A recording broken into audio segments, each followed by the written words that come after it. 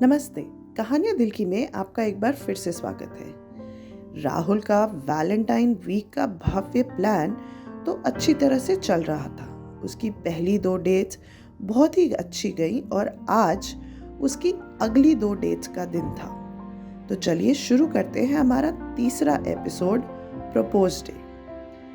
राहुल का भव्य रोमांटिक प्रयोग जारी था। आज था दूसरा दिन, प्रपोज डे।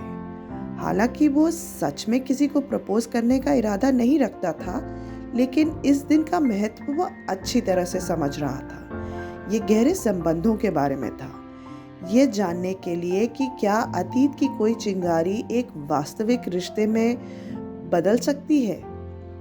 राहुल ने आज के लिए 2 बिल्कुल अलग डेट्स की योजना बनाई थी। एक काव्या के साथ, जो एक तेज तर्रार और तर्कशील लॉ स्टूडेंट थी और हमेशा उसे चुनौती देती थी, और दूसरी रिया के साथ, जो उसकी पुरानी जिम पार्टनर थी और जिसे अपने सबसे खराब दिन पर भी राहुल से ज़्यादा वजन उठाने की क्षमता थी।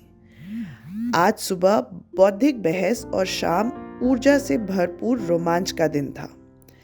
राहुल एक शांत क्लासिक कैफे में पहुंचा, हाथ में एक उपहार लिए, to kill a mockingbird की लेदर बाउंड खूबसूरत संस्करण, जो काव्या की सबसे पसंदीदा किताबों में से एक थी। काव्या ने कैफे में एंट्री करते ही अपनी तेज नजरों से चारों ओर देखा और फिर सीधे राहुल पर टिक गई। उसके चेहरे पर हल्की मुस्कान आ गई। राहुल शर्मा, मैंने कभी सोचा नहीं था कि वो दिन भी आएगा जब तुम मुझसे बिना किसी बहस की तैयारी के मिलोगे। राहुल मुस्कुराया और किताब उसकी ओर बढ़ाई। इसे शांति प्रस्ताव मानो, आज बहस नहीं, सिर्फ बातचीत। काव्या ने किताब के पन्ने पलटे और हल्की मुस्कान के साथ बोली, तुम्हें सच में याद था कि मुझे ये किताब पसंद है? बिल्कुल, राहुल ने कहा, कुछ चीज़ें कभी नहीं भूलती। उनकी बातचीत शानदार रही। राजनीति, दर्शन शास्त्र और फिल्मों पर चर्चा, हर विषय में वे एक दूसरे को तर्कों से चुनौती दे रहे थे, चुटीले अंदाज में शब्दों की तलवार चला रहे थे। एक समय पर काव्या ने मुस्कुराते हुए कहा, मैं भूल गई थी कि तुमसे बहस करना कितना मज़ेदार होता है। राहुल ने शरारत से जवाब दिया, कौन कह रहा है कि मैं बहस कर रहा हूँ? मैं तो बस ज़्यादा शब्दों से सहमति जता रहा हूँ। जब उनकी कॉफ़ी खत्म हुई, तब तक राहुल को एहसास हुआ कि उसने इस तीखी नोकझोंक को कितना मिस किया था। काव्या अब भी वही तेज तर्रार, आत्मविश्वासी और प्रेरणादायक लड़की थी, जिससे वे हमेशा प्रभावित रहा था।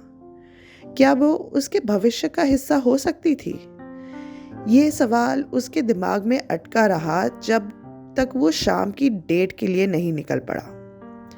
उसकी दूसरी डेट के लिए राहुल ने कुछ हटकर योजना बनाई थी।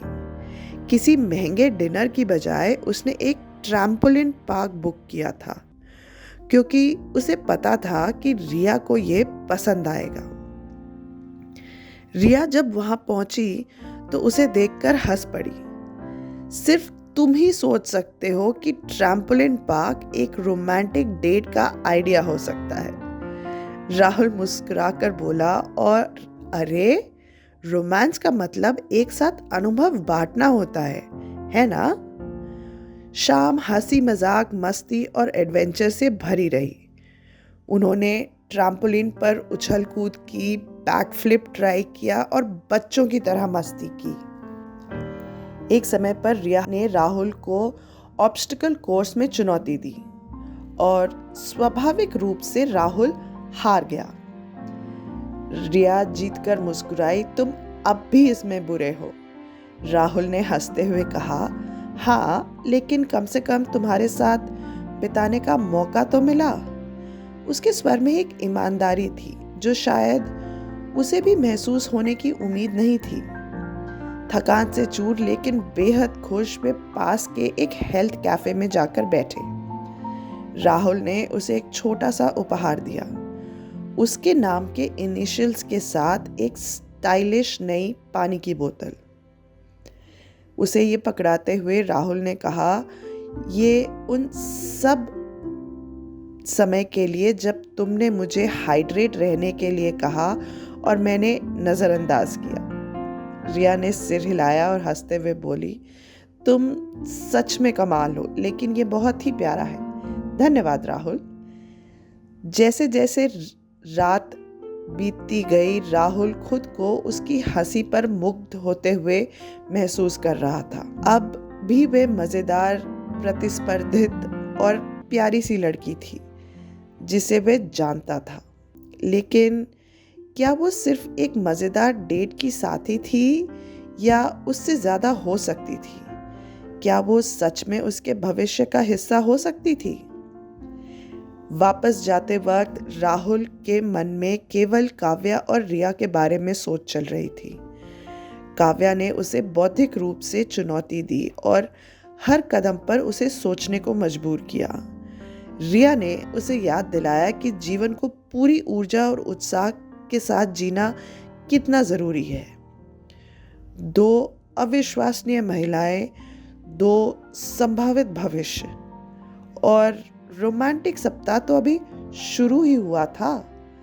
आशा है आपको हमारी राहुल की आज की डेट्स की कहानी पसंद आई होगी। तो चलिए वेट करते हैं अगली डेट्स कैसी रहेंगी। धन्यवाद।